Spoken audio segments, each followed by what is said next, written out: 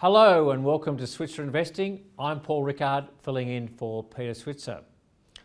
On tonight's show, we start off by looking at US inflation. That's the number that's out tomorrow night. Certainly the biggest number to hit our market this week. Michael Wayne from Medallion Financial will be joining us. Also some ideas about lithium stock, because that's also a part of the market that's been really strong. And then Adam Dawes from Shaw & Partners. We're going to look at the US dollar and the impact it's having on metal prices, particularly some of the tailwinds for so-called new age metals, things like copper. Nickel, believe it or not, is back in favour, and lithium. And Adam shares his thoughts on his favourite lithium stock, IGO. And finally, Ron Shamgar from Tamman Asset Management. He takes a quick look back at reporting season, some of the themes that emerged, but also three smaller cap growth companies he really likes: DGL, PeopleIN and SmartPay. That's the program for tonight. Let's start with Michael Wayne from Medallion Financial.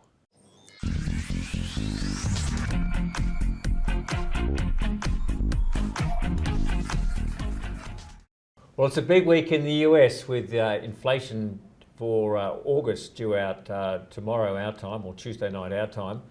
Joining me now to discuss, plus share some insights about some growth stocks out of reporting season that look pretty interesting, is Michael Wayne, the Managing Director of Medallion Finance. Michael, welcome to the program. Thanks, Paul. Good to be here. So, big number on Tuesday night, about 10:30 p.m. our time, so the start of Tuesday trading in the US, the August CPI. Mm-hmm. What are you expecting, and is this as important for the market as I'm building it up to be? Look, I think it definitely is. The market's been pretty buoyant the last week, or the back end of last week, and started off strong today as well. The inflation number coming out tomorrow in the US could really sort of make or break whether or not that rally continues. If we continue to see a moderation in that inflation number, I think the market will view that as a positive. But likewise, if the number comes out stronger than expected, I think you can see the market reverse pretty quickly and potentially even go back and retest the lows from a couple of months ago. So it will be definitely interesting to watch. The market has sort of pinned its hopes on the fact that inflation peaked last month. Yep. And so if we see a continuation in the moderation of that in number, then I think the market will be pretty happy, but it's no guarantee. I think they're looking for at least a fall in the headline rate because that's the impact of lower energy prices and so forth. But the underlying rate might be a bit of an increase. Yes. So it's a bit of a funny one, but I guess as long as it's at or below expectations, you have to say the market should be happy. Is that? That's right. I mean, the thing that we're watching pretty closely at the moment, which has been pretty stubborn contributor to inflation, has been rents, basically in the US. Rent has been going up a lot in the US, and we need to see that number start to come down. Because what tends to happen is as interest rates go up, landlords increase their rental in order to try and cover those increased interest repayments. And then that puts up inflation because obviously renters are having to go out to their bosses and request higher wages in order to cover those rents. So we're seeing rents being pretty stubborn, and at the moment, when you're looking at the US, there are basically 2 available jobs for every person looking for work. So until you see those job availabilities come down or the unemployment rate pick up, I think it's going to be pretty stubborn, the inflation numbers, particularly at that core number that you're talking to. Okay, well, let's see what happens on Tuesday. Look, last week and I guess a little bit this week, lithium's on a tear again. We keep talking about lithium. Yeah. I think people remember that the price hasn't done a lot, but it actually, the stocks in June are about half of what they are today. Where do you sit on the lithium hype curve at the moment? Is there more in this, or is this a market just to be a little wary of and wait for the pullback? Yeah, we've had a little bit of exposure to lithium. There's a lot of talk about that longer term thematic. In Europe, it's about 7 or 8% of new vehicles are electric vehicles. By the end of this decade, 2030, they're looking to get that up to about 70% of new vehicles being electric powered. So there's an enormous amount of demand potentially coming. It's whether or not that supply can keep up with demand. There is a possibility, if you listen to Goldman Sachs's point of view, for instance, that the amount of supply coming online will be more than be enough to meet that demand. But then you speak to someone like Macquarie, who came out with a note probably 3 or 4 weeks ago now. They're talking about a lithium supply deficit. So depending on which side of the fence you're on will sort of drive your view on lithium. At the moment, we like the long-term story, but you can never rely on the long-term story to benefit all the participants. We've seen throughout history a lot of good stories play out, but not everyone benefits from that. So you can't be as blind and as simple as that. But we do think that it is one of those stories that seems to make a lot of sense. In Australia, we've got a lot of good quality lithium companies. At the moment, the lithium price is very high. It's 3 or 4 times the price that they were getting last year. So as they bring on more and more production, and the longer the prices stay high, they're going to deliver some very good cash flow numbers.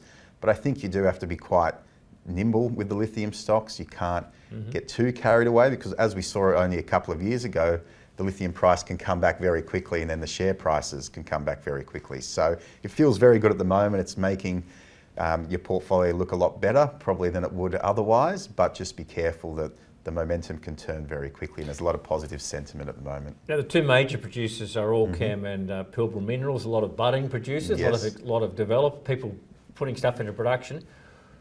How do you feel about those two, or is there someone else you would prefer? No, we prefer those two. They're the sort of large established players that are producing now.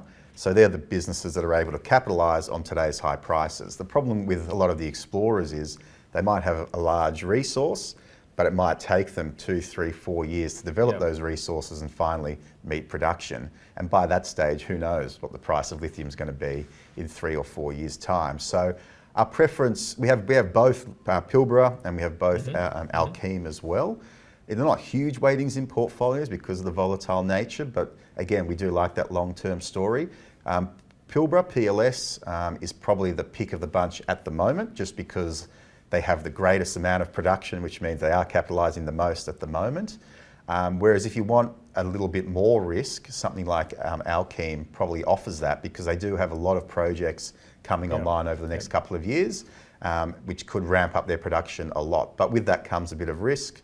There's also the geographical risk as well. Pilbara is mainly WA based. And it's going to throw up an enormous amount of cash, right? And be a huge dividend payer, right? Yeah, well, you can never rely on these mining companies for dividends consistently, but at the moment, you can definitely expect to receive a lot of distributions and a lot of handouts because of the amount of free cash flow that they're spitting out. But the good thing about both AKE and PLS is that they're fully funded, so that they can develop their other projects without having to keep going back to the market with dilutive capital raisings. So that's what we like as well about those established players. We just don't see the need to go up the risk curve for some of those explorers at the moment, just given how well those two seem to be doing. I should point out that the brokers have see a lot more value in Allkem rather than PLS, but that's just the brokers, and they're not always right, as we know. Absolutely not. Okay, let's go back. Reporting season's finished. You liked a couple of companies. Let's talk about some growth companies. What were the picks for you on the growth sort of spectrum of some of the companies? Yeah, so reporting season wasn't too bad across the board. There were definitely certain businesses that performed better than others, but I think the outlook was a little bit negative, and that's the way the market interpreted, that people were very cautious on, a lot of management teams were very cautious on providing outlook statements, but businesses that we thought did well and they're more growth in nature, so just be careful. If the markets do take a turn for the worse, these will probably get hit. But from a long-term perspective, we like the story playing out at Altium. We thought they were one of the better reports for reporting season. A tech company got out of vogue a lot, got hit a bit, but they've actually done rather well. They've basically got a strategy in place. They changed their software a little bit. That was taking some time to come through, but the evolution of that company is well and truly underway. They've got a lot more recurring revenue these days. So that's a business that we continue to like, growing very strongly with a good trajectory and outlook. Another business that reported very well, which is a growth type business in the healthcare tech type space, is a company called Pro Medicus. They're again on a very high valuation, but they've recently made the transition from being a loss maker to finally making profits, paying their first dividends. So it's a company on that transition phase, turning into a more mature type business. And then the final one we liked a lot was IDP Education.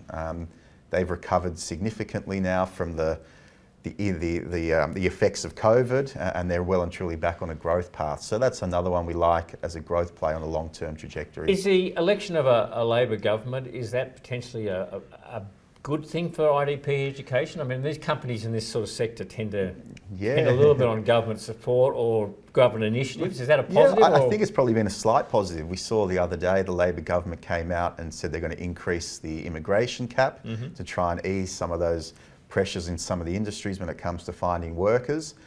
So IDP Education provide English language testing across universities primarily, but also for other people coming into the country looking to work, need to have a certain level of English proficiency. So we think at the margin it's probably a slight positive, but we're also seeing globally a lot of people start to go back into universities, and not only in Australia, but back in the UK and in Canada.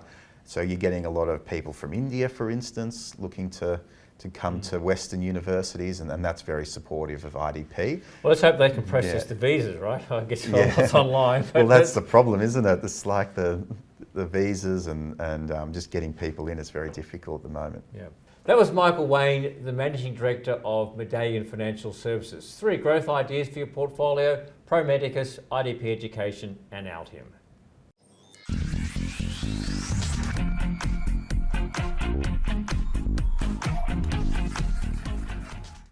Well, the market's had another strong rally today, and it's as much a function of the US dollar falling and US share market taking off, and we're following suit, and also some particularly strong metal prices.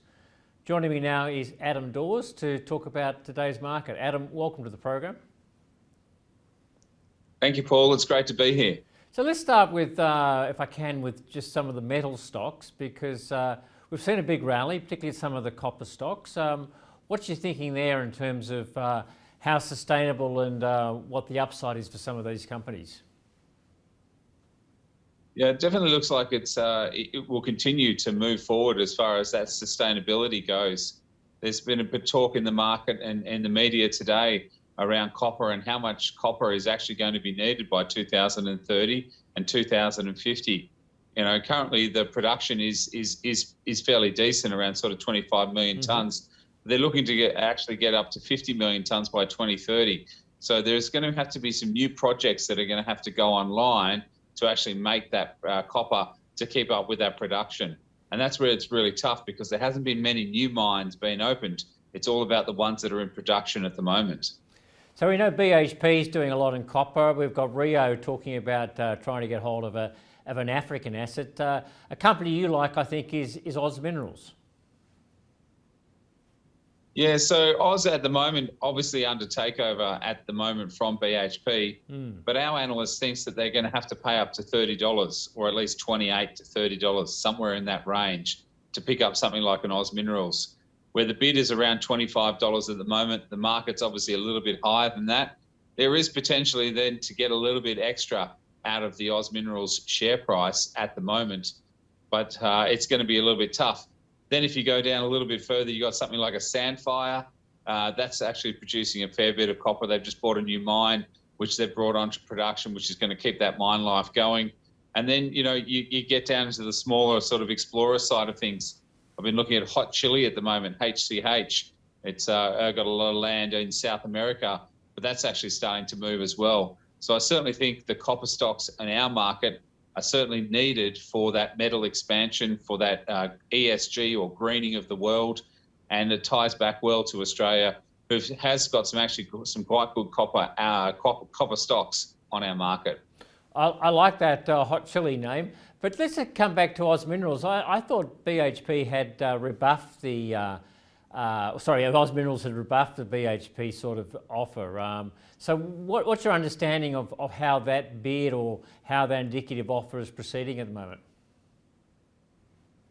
So you're absolutely right. They did say that was undervaluing the company at $25. That gives BHP the opportunity to come back and say either we're going to take the deal off the table, or what we suspect is that they'll up that bid to, we think, around $28 to $30, somewhere around there.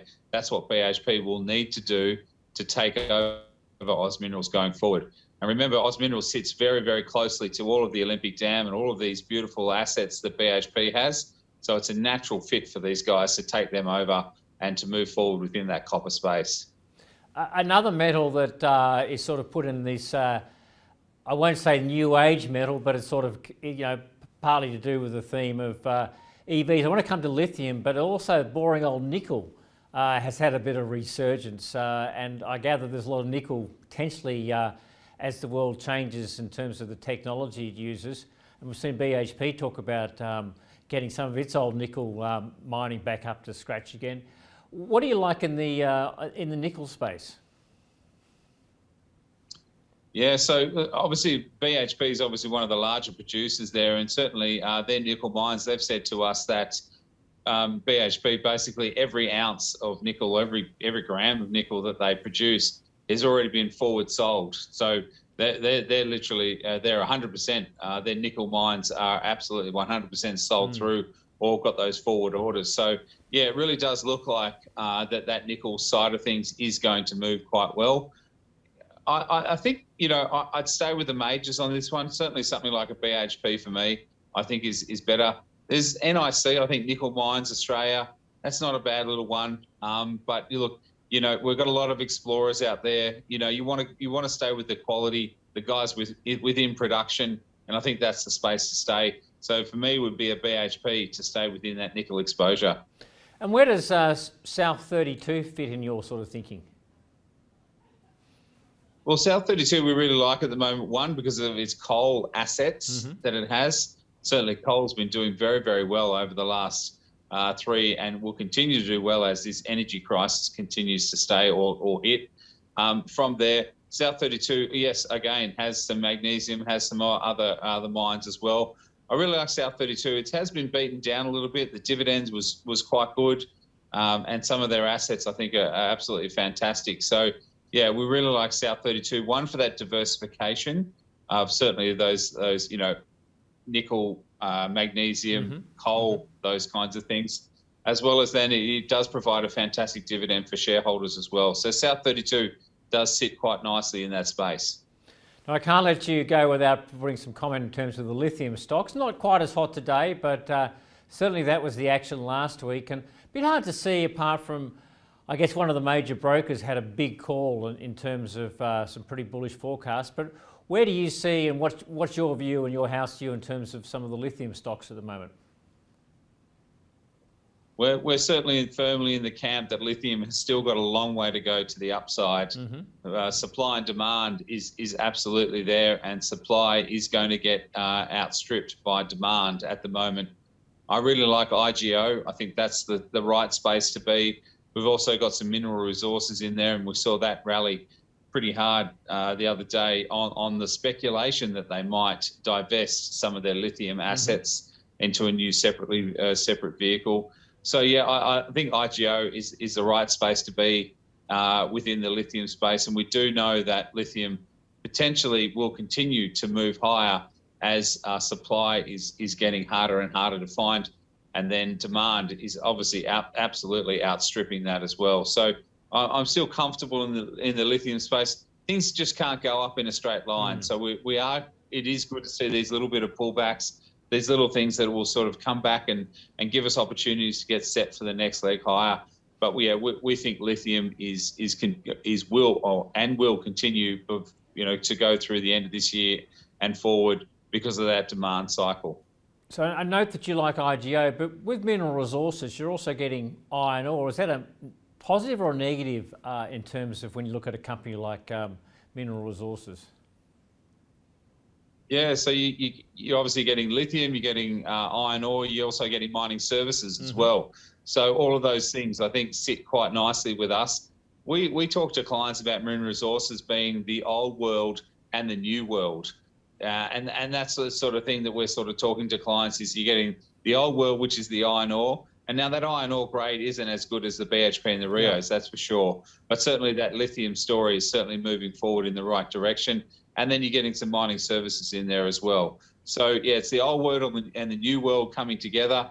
But certainly lithium has been sort of outshining what's happening in mineral resources. And this tick up to sort of $70 plus has sort of outstripped, this mineral resources has been trading in a bit of a sideways pattern from 45 to 60, and it's been a great trading story for us. We've been sort of getting in at sort of 45s, 44s, getting out at 55s, 60s, and then sort of doing it again and again. So it's been actually quite good. But this next level up really shows that that lithium story is probably playing out a little bit more than the iron ore story for mineral resources. And what about the two sort of, I won't say the majors, but the two big current producers in Allkem and Pilbara Minerals? I noticed you said you prefer IGO, so where do you sort of rate IGO in comparison to those two? So Allkem, yeah, definitely the merger between Orocobre and Galaxy Resources, and I think that merger had to happen because in resources, what we're seeing at the moment is either you go big or you go home. So in other words, the bigger, the badder you are in the space, in the playing field. So Allkem is certainly one of those ones. I did some buying on that on Friday, down a little bit today, but I'm really comfortable with Allkem, and I think that sits nicely with me. IGO for us is, I think there's just a little bit more leverage to what's going to happen in that lithium space. But yeah, Allkem, certainly you always stay with the leader in the pack, and certainly Allkem, I think, is one of those leaders in that pack. And Pilbara Minerals? Yeah, probably a little bit speculative for me. PLS has had a good run, like it really has had a good run. So I'd be it was down to potentially $2 taking in some June. money off the table. Yeah. I know, like it's crazy, absolutely crazy. So I'll probably be a little bit sort of taking a little bit money here and just reducing your exposure. It's had such a good run and parabolic run, sort of just like Australian interest rates at the moment. It just keeps going up and up. So I think overall I'd be a little bit careful on PLS. It does have that Western Australian side of things all taken care of. But, for a trade, I think you'd sort of be a little bit careful. Fundamentally, I do prefer AKE or IGO as a better play for the longer term. And in terms of metals, finally, Adam, I mean, we know that the US dollar, all the metals are quoted in US dollars, so when the US dollar weakens, metal prices tend to go up and vice versa. We've seen enormous strength in the US dollar, a little bit of a pullback last week. I mean, do you have to keep a pretty wary eye on the US dollar when you're investing in metal producers such as we've been talking about? Yeah, you're right, you do. And certainly it does affect that overall swing of how the commodity is going to go. Because first of all, if you're going to invest in any commodity, you've got to look at the actual underlying commodity price and where that's going, and then obviously how that gets affected. But, I think overall the US dollar has been fairly steady across the board, and it is pegged, so that it's not going to go too crazy. So yes, I think it's a part of our overall investment thesis, but it's not the major overriding thesis going forward. So for me, it's really about the fundamentals of the company and where the commodity price is going. So both of those, obviously in the lithium space, have done well. Copper is continuing to do well also. But you're right, it is something that you should definitely take into consideration when you are looking at some of the commodities especially the global commodities that were traded on our market at the moment. But the underlying drivers, for example, a whole change in technology, that's what's driving lithium, it's what's driving potentially nickel and copper as well. Is that right?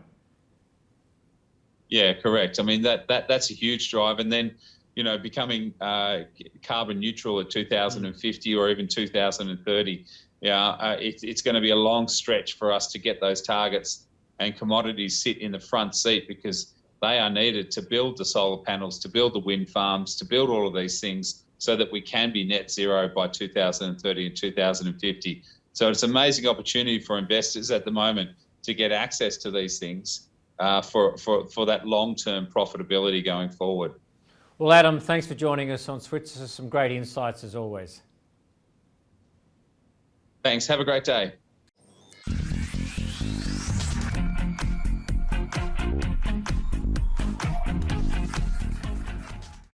Well, reporting season's done and dusted. We've seen a good bounce in the Australian share market following a healthy lead out of the USA. To talk about his take on reporting season plus the outlook for the market, I'm joined by Ron Shamgar. He's the head of Australian equities at Tanam Asset Management. Ron, welcome to the program. Thanks for having me back. Let's reporting season. Let's just give you a take on reporting season and perhaps what were some of the themes and what you learned out of it. Yeah, sure. Look, we thought that reporting season across the board was broadly sort of in line with consensus estimates. So it was an okay season, the main takeaways for us was that the Australian economy is quite healthy for now, and we're seeing sort of very strong trends in consumption, remaining. So that's very positive. I think the biggest cause of earnings misses during reporting season was rising costs. Mm-hmm. So we don't have an issue of revenue growth. It's more about a cost issue for companies that missed guidance. We still saw COVID and labor shortages impacting businesses, but we're seeing that gradually improving. And we think by second half FY23, those kind of issues will be in the rearview mirror. Supply chain delays was another issue, and we saw a lot of companies building up inventories to deal with any supply chain disruptions, and that obviously impacted some of their working capital and cash flows as well. And finally, we think that corporate balance sheets are the strongest they've been in decades, and we've seen what we believe are a record number of buybacks announced by companies, and we think that's a really positive indicator. If you look at the market in general, it's trading on about a PE multiple of about 14 times. It's sort of the long-term average. We don't think that's expensive, and we believe that as we sort of go into calendar year 2023, we think that inflation will come down, and I think the markets will be quite strong, and we're quite bullish on the calendar year 2023 for equity markets. And over the course of at least this year, we've seen that the most of the action's been in the big caps. Small caps have underperformed. Does that mean, given your sort of scenario, you see more value in the smaller and middle part of the market? Yeah, definitely. We think small caps are a lot more undervalued than larger caps at the moment. I think they obviously underperform more in times like this, but they'll definitely outperform when markets and sentiment changes. And so we expect next year will be a really good year for small caps, and obviously because they do tend to get impacted more with when it comes to cost increases and so on. So I think they'll do quite well next year. Okay. Maybe we can ask you a couple of questions on a couple of payments companies. Tyro's in the news, but let's talk about both SmartPay and EML. EML again has had a pretty tough run, but it's had a little bit of a bounce. What's your take on EML payments at the moment? Yeah, sure. So look, this is a stock that we've owned for many years, and we actually done quite well on it over the years. That we managed to buy quite low and take profits. Look, the results were messy, so everyone was expecting that. For us, when we invest in a business, obviously the fundamentals of the business are really important, but we like to back management teams. Mm-hmm. And when it came to EML over the years, we backed the managing director, Tom Cregan.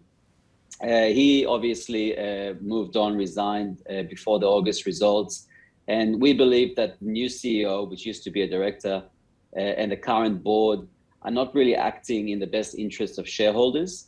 And so we no longer can support, the business and the current board. This company received 2 takeover offers only 2-3 months ago, and they didn't disclose it to the market. These offers were in excess of $2 a share. Now we've seen other companies receive bids like Nitro Software and Tyro recently, and it's okay if the board rejects it, but at least they disclosed the bid to the market and let the market forces decide. So we think that the board is not acting in the best interest of shareholders, and so that's the reason why we sold. In saying that, they do have quite significant tailwinds at the moment in terms of rising interest rates. Mm-hmm. They currently hold a float in excess of $2 billion. The majority of that is in Europe and in the UK, and we've seen the ECB in Europe raise rates last week by 75 bips.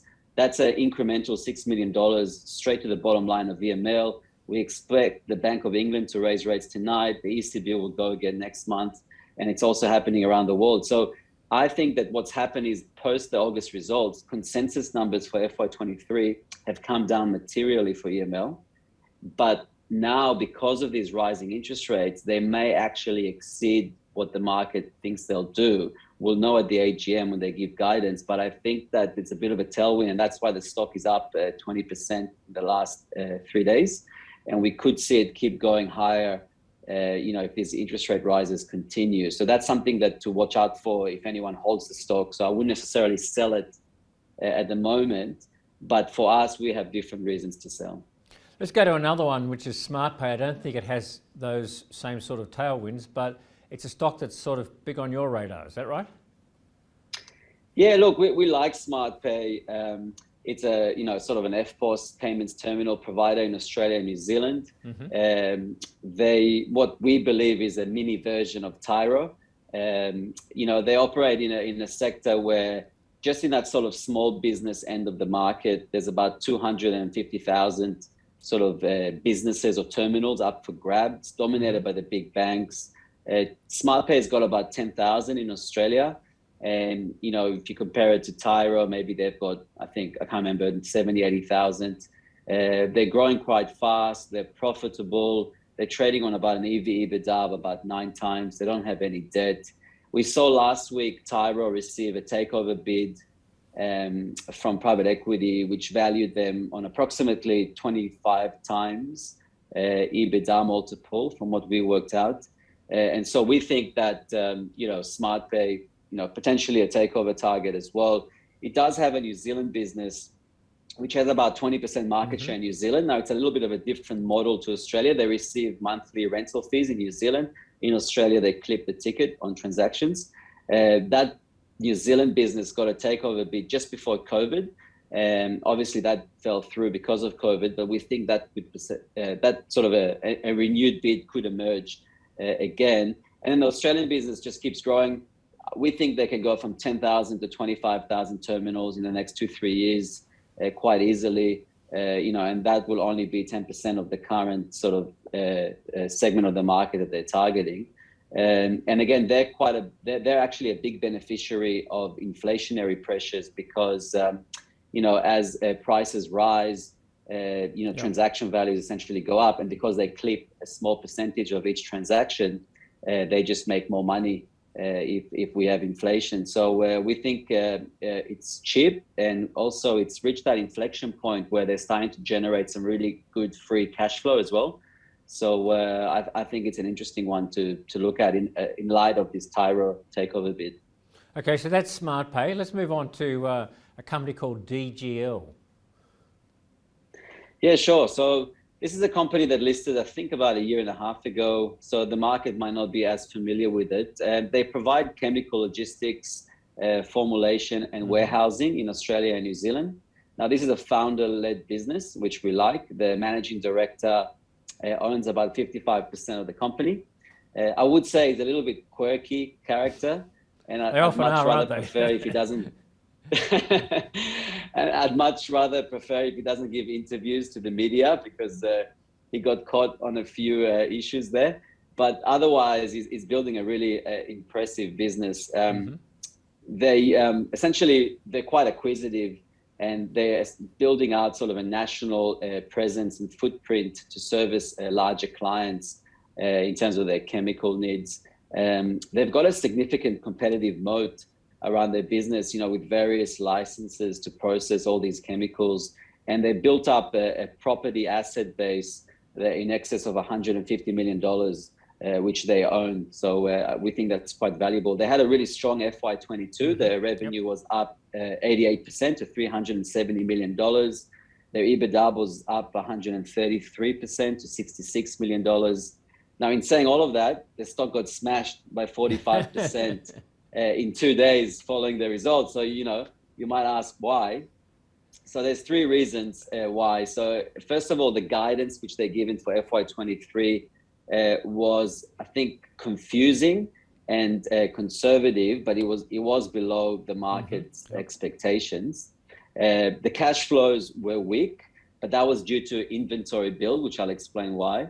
And also, we think there's a bit of a lack of understanding by investors of the industry that DGL operates in and the type of sort of tailwinds, headwinds that are happening in it, because it's what I would say, like, there's no other comparable business listed as well. So Basically, what's happening is that, as we all know, there's an energy crisis happening in Europe at the moment, and energy bills are getting out of controls, and it's impacting the supply chain of certain chemicals that are imported from Europe. A lot of these manufacturers are basically shutting down; they just can't afford to anymore. Now, we think that the managing director has the sort of foresight to have saw that, and he's built his inventory in anticipation of having sort of supply chain delays and shortages in certain inputs which they need to service their customers. Now, we think that DGL will benefit because competitors won't be able to service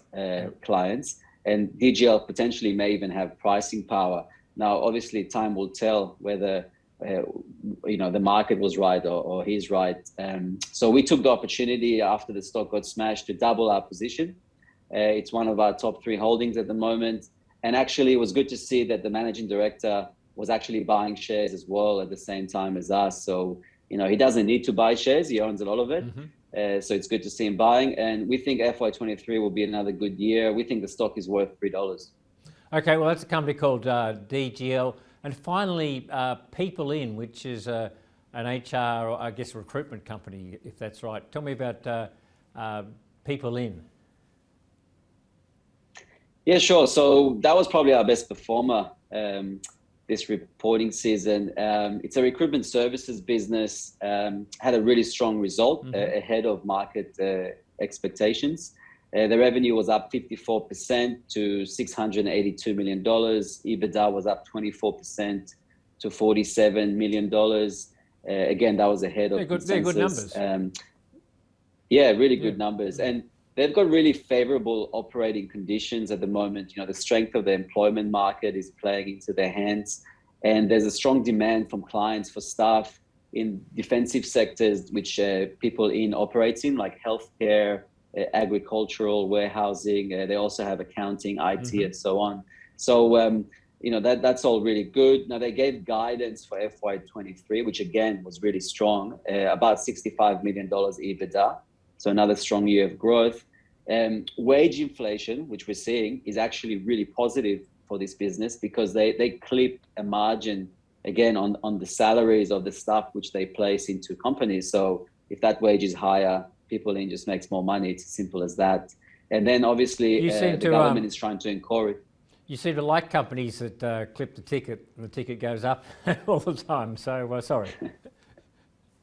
Yeah, look, we like those kind of businesses. And in this kind of environment, it's a positive. So yeah, definitely. And like I said, the government, we've got labor shortages in Australia. The government is really trying to encourage immigration of skilled labor. And with the borders reopen, I think they'll benefit as well from that. Now, it's only trading on about 9 times PE multiple for FY23, maybe 4.5% fully franked dividend yield. And it's got a 7-year track record of earnings and dividends growth. I think it's something like 25% compounded per annum for the last 7 years. So really great business, track record, the right time, the right industry. We think it's worth $5 any day. Well, Ron, thanks for sharing those insight on 3, not so much small caps, but companies that you've earmarked for growth in SmartPay, DGL and People In. That was Ron Shamgar. He's the head of Australian equities at Tamman Asset Management. That's tonight's show. Don't forget, you can read more about our insights at switzerreport.com.au. Happy investing. I'll see you on Thursday.